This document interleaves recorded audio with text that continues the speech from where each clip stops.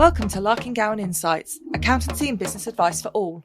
A series that gives you bite-sized tips and guidance on tax, funding, legislation, reforms and much more. With case studies, business advisory and sector specials and even interviews, our team of experts are committed to helping you navigate the world of accounting and finance with a variety of presenters from across our specialisms. So, let's get on with today's show. Hi, and welcome to FUNDcast, our charities podcast mini-series where we take a deep dive into the issues that matter to charities. I'm Emma Hayward, and this is my colleague Giles Kirkham. Hello, everyone.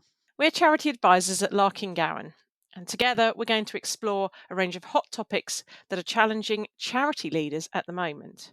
We're looking to have some fun along the way, whether you're already involved in running a charity or simply looking to be inspired. FUNDcast is the podcast for you. So, Giles, what are we going to talk about today? Well, Emma, today's topic is gift aid. We're going to start with what it's worth to charities, how much it is, how to claim safely, Okay. how to claim more, and what to look forward to.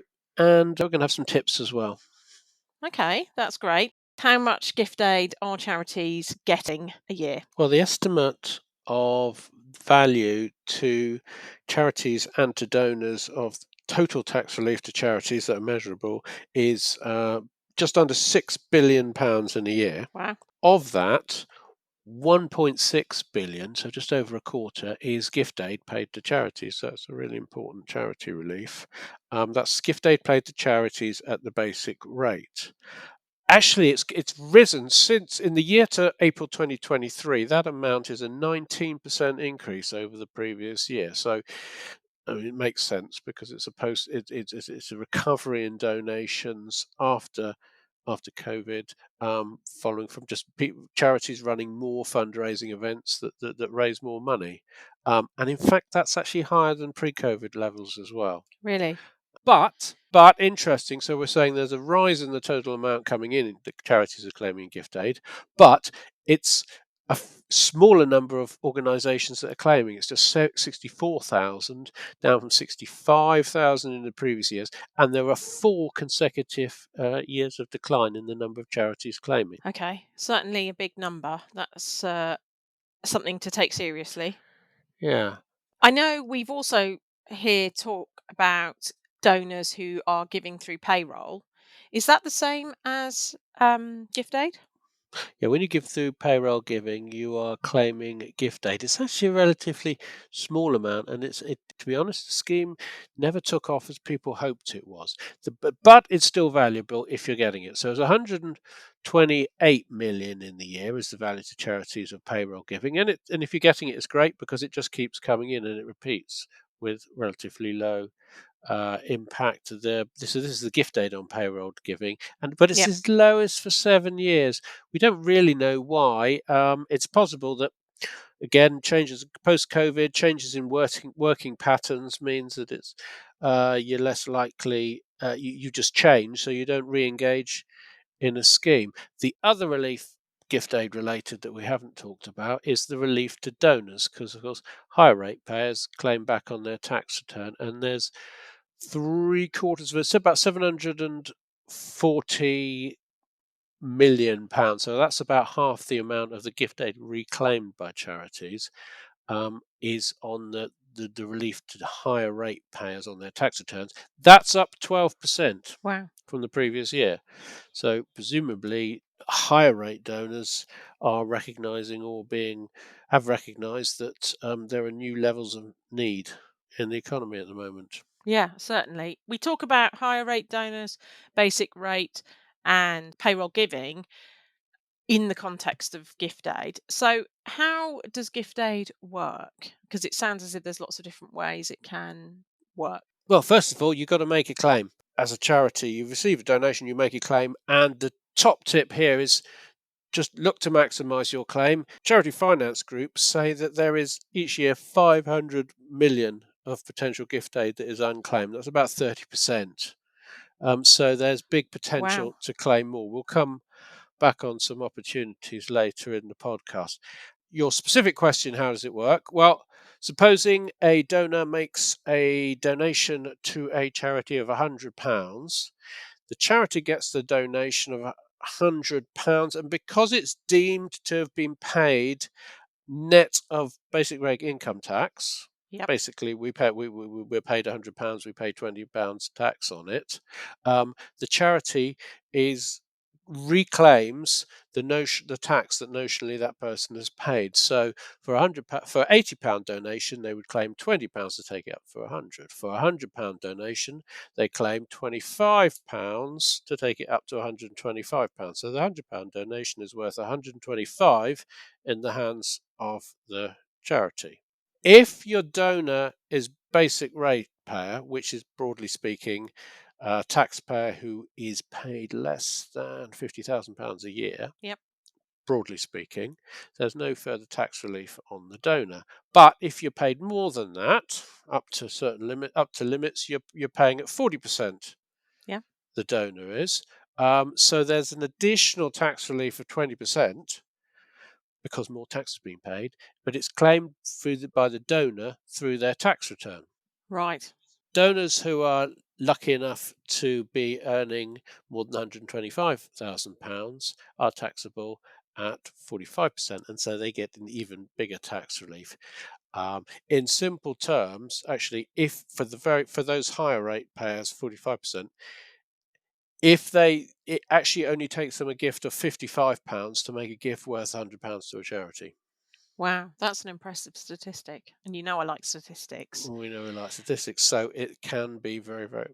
Gift aid makes giving to a charity very, very efficient. Absolutely. What about sort of cash donations, bucket collections, things like that? Because obviously you can't necessarily take details of taxpayer information, which I presume is what you need for a gift aid claim when you're collecting with the bucket.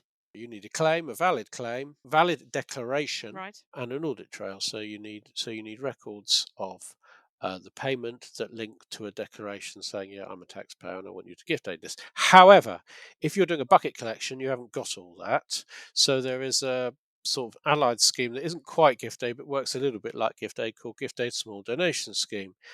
For amounts that are collected in donations up to £30, which coincidentally is at one point was the limit for contactless payments.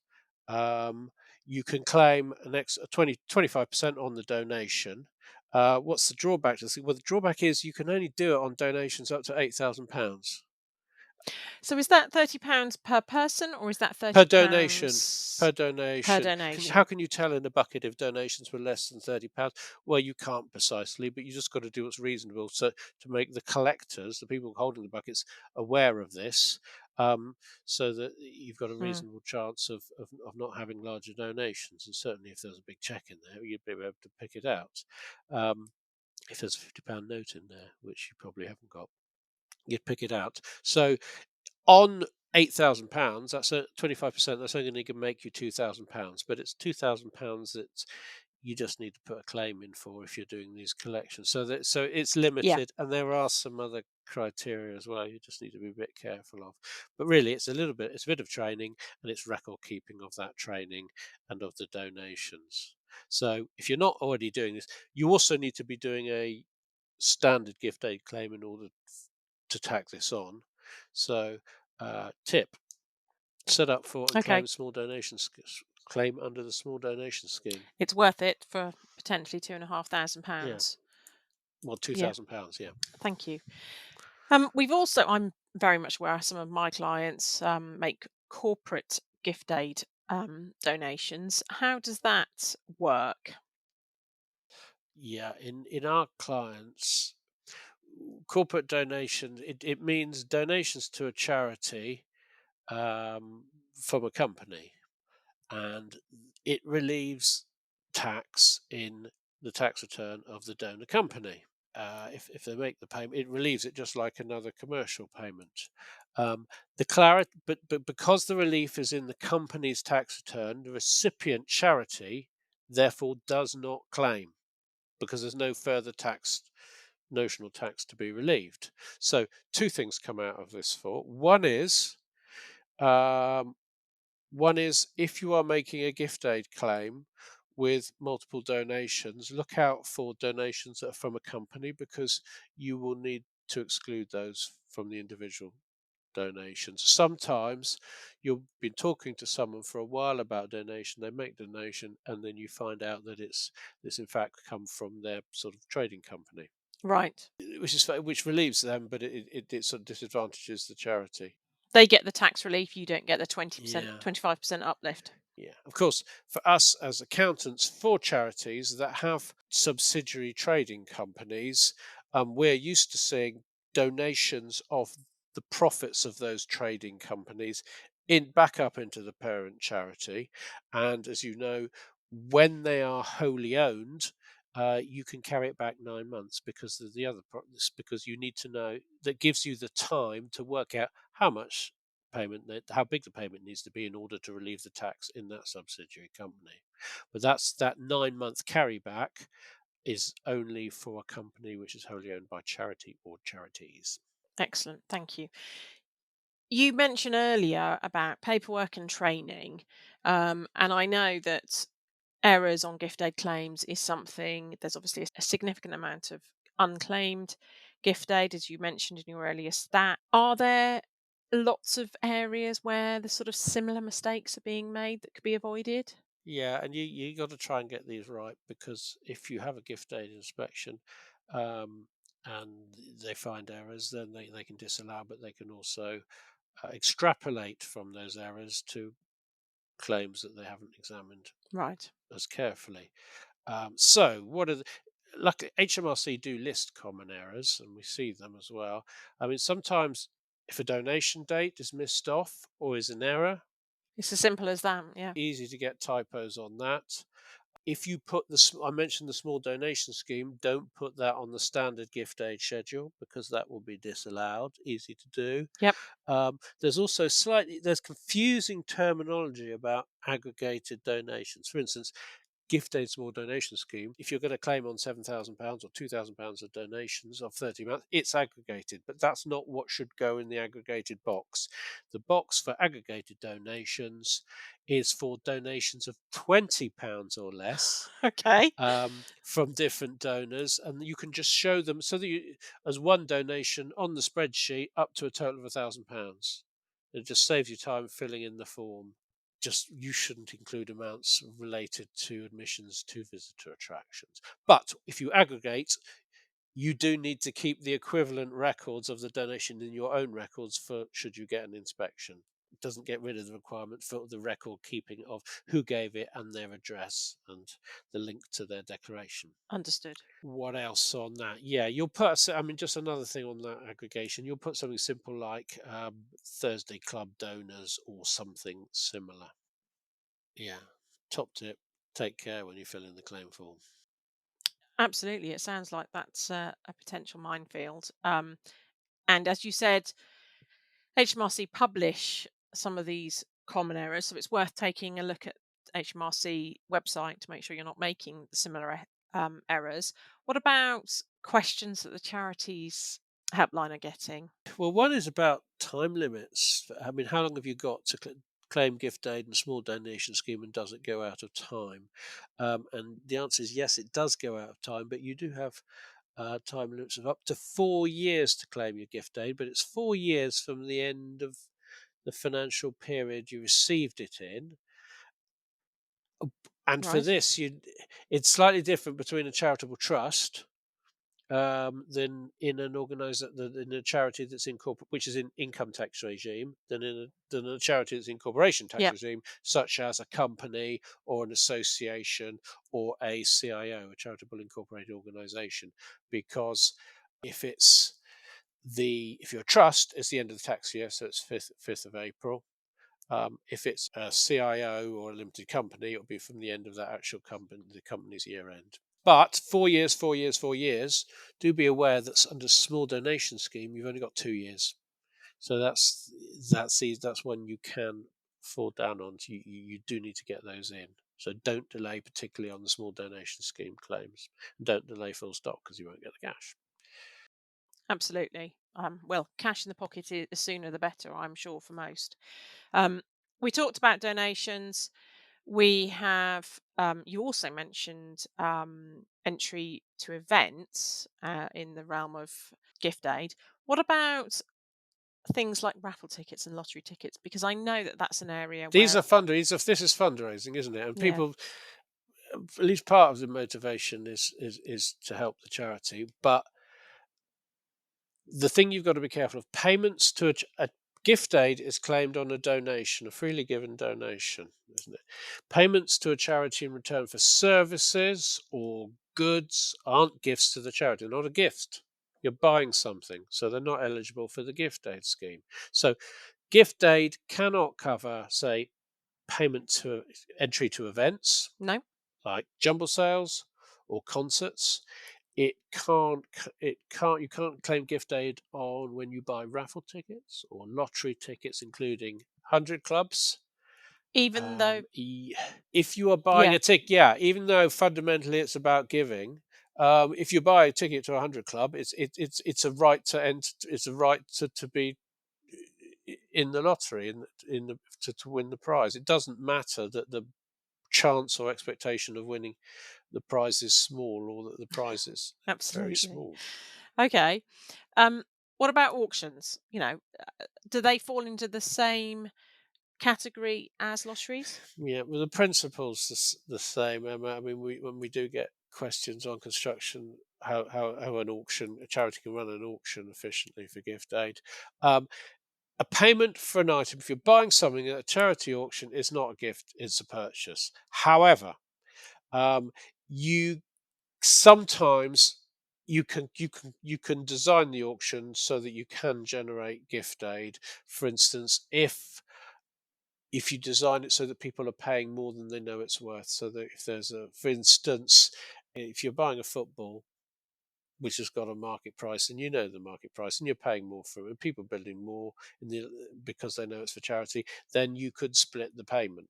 Potentially you could split the payment into an amount which is a purchase and the amount Right. that that's a donation.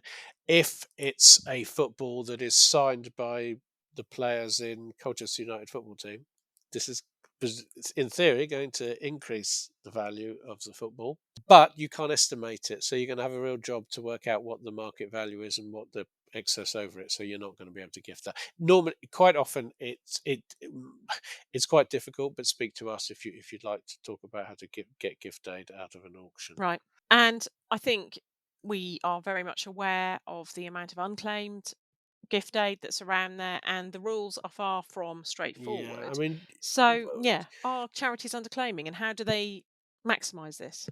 errors can lead to extrapolation, so be cautious that you're not overclaiming, but certainly you might be underclaiming, or you might be too cautious. For instance, if you read through, you might be nervous about claims which cannot be directly allocated to a taxpayer address, but HMRC have clarified one or two points. So a cheque from a joint account would be accepted Right. even if the non-donor has signed the cheque, provided there's a gift aid declaration in place for the donor, which is quite interesting. Yeah. Um, Sometimes a gift aid on the sponsorship form might have ditto marks. Someone might not tick the box, they might put ditto. Yeah. Yes, you can claim, that's fine. What if someone's used a cross instead of a tick? Again, HMRC clarifies that's okay. A cross to indicate gift aid can be claimed even where the statement says a tick. Um, so there are some useful little. There is a note from Charity Tax Group, which you'll find by Googling online, listing these points and others. Okay. Thank you. Um, it certainly sounds like there's lots to read and Yeah, find out and lots of to reference clarify. points. Yeah, absolutely. I know. We talked about, mentioned earlier about gifts to donors. I know that a lot of fundraisers often like to encourage donors with a small gift to thank them Yep. for their donation. How does that fit within the sort of realms of gift Yeah, aid? and there are grey areas here. Fundraisers need to take care. There are thresholds for donor benefits above which would make a gift aid claim disallowable. So a donor benefit would be a benefit to the donor or persons connected with those donor, and that's normally a wife or husband or civil partner or a linear relative of the person, so parents, grandparents, children, and of the partner. and of companies under the control of any of those. So Right. so you can't just say I'll give the benefit to my relative or put it in my company, because that Right. doesn't work. This other test is it's a benefit to donor or connected persons in consequence with making the donation. So whether someone's a connected person or not is normally, once you've identified that person, it's normally sort of fairly black and white. But whether something's in consequence of making the donation isn't always. So that can be tricky. You can, however, disregard certain benefits. You can, for instance, if someone's been particularly generous, you might want to put a plaque up or acknowledge that in the gift in a newsletter, and that is fine. But what you just got to think about is that mustn't be an advert for the business, and it mustn't be a business sponsorship. Right. Yeah. A sign that promoted a business would be an advert, and so would be considered a benefit. Secondly, naming rights. Another form of acknowledgement might be you name a building or the wing of a building, or a cricket net after the donor, or a balcony after the donor. It's fine as long as the naming doesn't act as an advertisement or sponsorship for a business. Then the naming of that part of the building after the Right. individual donor would not be considered a benefit. And HMRC clarified that relatively recently, so we can now say that with confidence, when perhaps a year or two ago we couldn't. Um, Now, there is another sort of benefit which sort of slightly bends the rule about freely given donations, and this is about rights of admission to view charity property. And this came about because National Trust and others lobbied for it, and National Trust are very big, and their lobbying was that the result is that if when you pay to go into a National Trust property or another charity property, if you pay at either at least 10% more than the admission charge, you may have seen being asked for the extra 10% when going in, or Right. paying for a season ticket for a period of a year, at least a year, then the whole of that payment is treated as a donation, as gift aid and Okay. all. Certainly. Yeah, I have seen that, and that's an interesting and slightly different interpretation. And this is a special scheme, um, but do be careful. It's to get in. It's not to go to a concert at that so you can't go to a concert on a National Trust premises and get the concert fee. It's actually just admission to the property. Right. And secondly, you've got to be a charity where it's giving family tickets. It's just got to be it's just got to think about how it's going to monitor whether it's family and not people beyond their family, because then that wouldn't count. So we talked about the value of the benefit. How much is that? What's the general rule? You are allowed a certain amount of benefit. I mean, we've talked about what's completely disregarded, but of benefits, a small thank you. Of the donations up to £100 in the year, and this is cumulative, up to 25% of the donation. So Okay. if it's a £50 donation, the benefit below £12.50 is fine. If it goes above it, then the whole lot is wouldn't qualify for gift aid. When your donations go over £100, then the amounts over £100 is no longer 25%. The threshold is 5%. But if the value of the benefits, not of the donation, if the value of the benefits in any one year exceed £2,500, then the overall donation won't qualify for gift aid. But there are some tricky areas.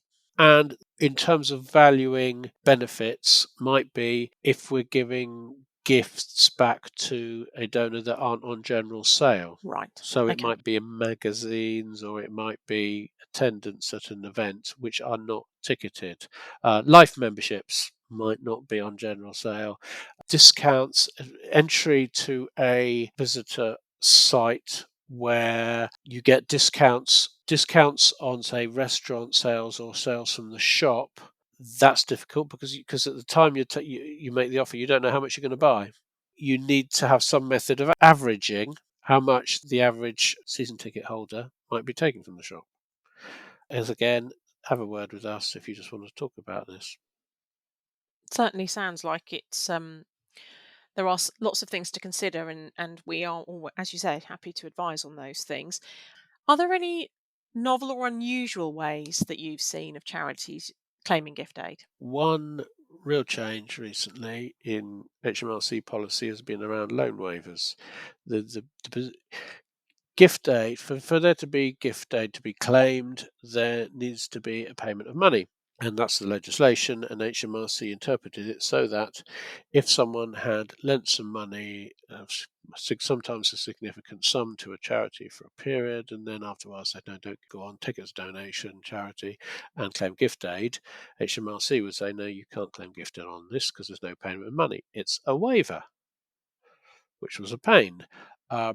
During COVID, Yep. in early 2020, events were cancelled. People had bought tickets to go to the theatre and other charity events. The theatre or the other charity cancelled the events in March 2020, and these events were going on through the summer of 2020, and then said to the people who bought the tickets, you can have your money back, but it would be great if you just let us keep it as a donation, which under the old rules would not qualify.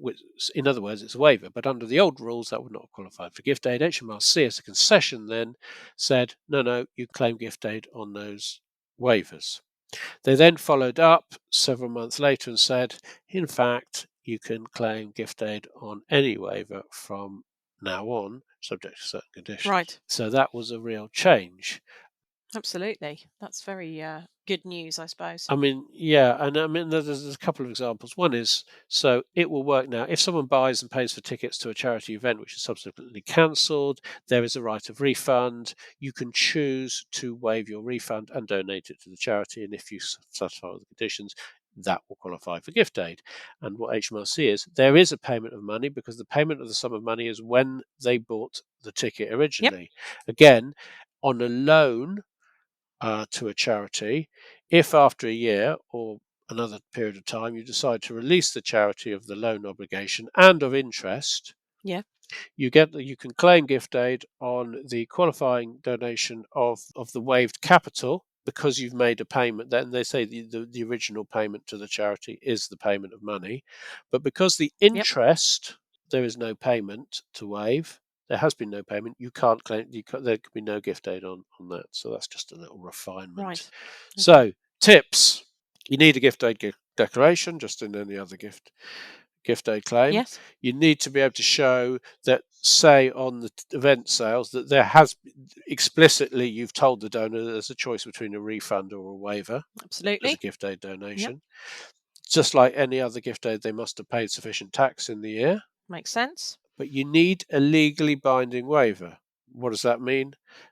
We hope that the guidance will get a bit more precise, but it certainly, we know that it depends on the amount and what it is. If it's a large amount, you'll want a deed.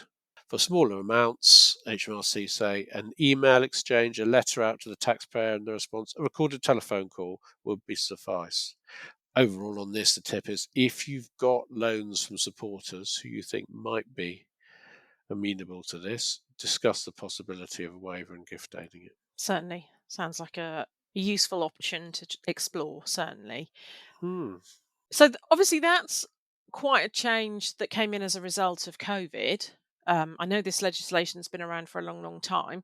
What do you think is going to change with it in the future? You know, how we operate, you talked about buckets of money, all of those sort of things. You know, the world we live in is changing. What's going to change for gift aid? Well, one thing that's What do charities need to be aware of so that they can change with the times? well, I think the way we make payments has changed. We make more and more payments that are contactless, and the question is how do you maximize gift aid in contactless donations? And one of the things about contactless is that they're easy and quick, and you don't want to disrupt the donation process or to make it less likely to go through, but you want to be able to facilitate getting that extra 25%.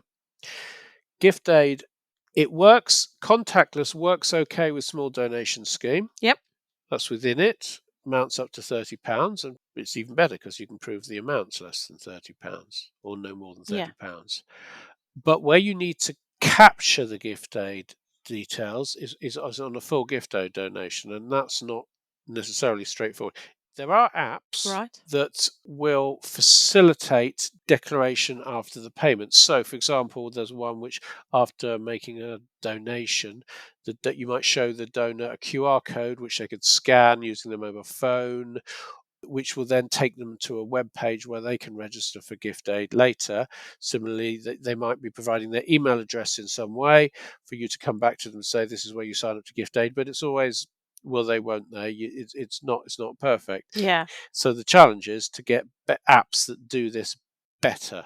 And so there's an idea of a universal gift aid declaration donor database, so that donors sign up once and get themselves on a list, which will presumably then give yourself a code or QR code or similar, which then links up to your donation and your declaration. And you'd have a declaration which covers all donations, and then the charities would check the database.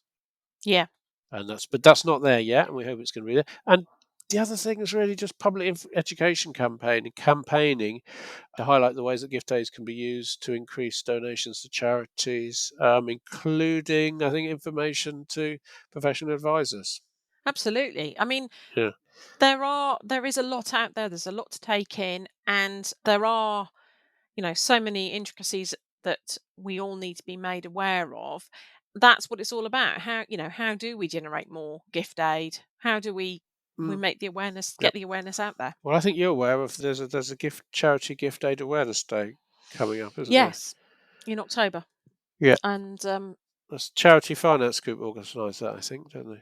yes, they do. It's the Tick the Box campaign. I think it is encouraging people to tick that box and say they're a taxpayer and get the charities 25% extra where they can, which is useful. Yeah, so charities can take part in that, and there's a social media campaign to take part in, and there's a toolkit to download with logos and fact sheets and similar. Certainly. So there is a lot to take in, and it sounds, it's certainly a great opportunity for charities to make the most. That's really, really useful. I know that this is something that we get a lot of questions about, and you can contact us at any time. A link to our website is in the show notes below. But actually, this is our last podcast. In this series. In this series, we've covered a number of interesting topics, including cryptocurrency, AI, common myths about charity, charity structure, CICB, CIO. And for those listening, really do feel free to go back and listen to some of the other topics that we've covered. It certainly is an opportunity to learn some more about charities, don't you think, Giles? But look at the website, see the services that we provide. Just thinking about the CIC versus CIO podcast, the website highlights one CIC for a local food hub that we started up, which puts them along the right course. Tomorrow I have a conversation with a sports club about potentially starting a CIO, a charity. And they may decide to go along the charity line, or they may decide to go along another line, but whatever will help them get to the right answer for them. Also on the website, you've got back issues of charity news. If you want to, please do sign up to receive charity news as we issue them in future. We don't spam you. We know you're not looking for more emails for the sake of it. You can sign up to just what you want. Also, we have other podcasts. We have Leadership and Life Chat with Mark and Becky. They've relatively recently they've had an episode with Voluntary Norfolk. So there's a charity link. We've got plenty of more charity related content. So that just leaves us to wind up. Thank you very much, Emma. It's been fun. Thank you, Giles. I've learnt a lot, and it has been lots of fun. Okay, so bye everyone. Thanks for listening. Bye. Thank you for joining us for Larking Gowen Insights, Accountancy and Business Advice for All. Don't forget, you can find more information about today's topic and more about how our team of experts can help you in your business by visiting our website, larking-gowen.co.uk. Join us again next time for another fascinating insight into the world of accounting and finance.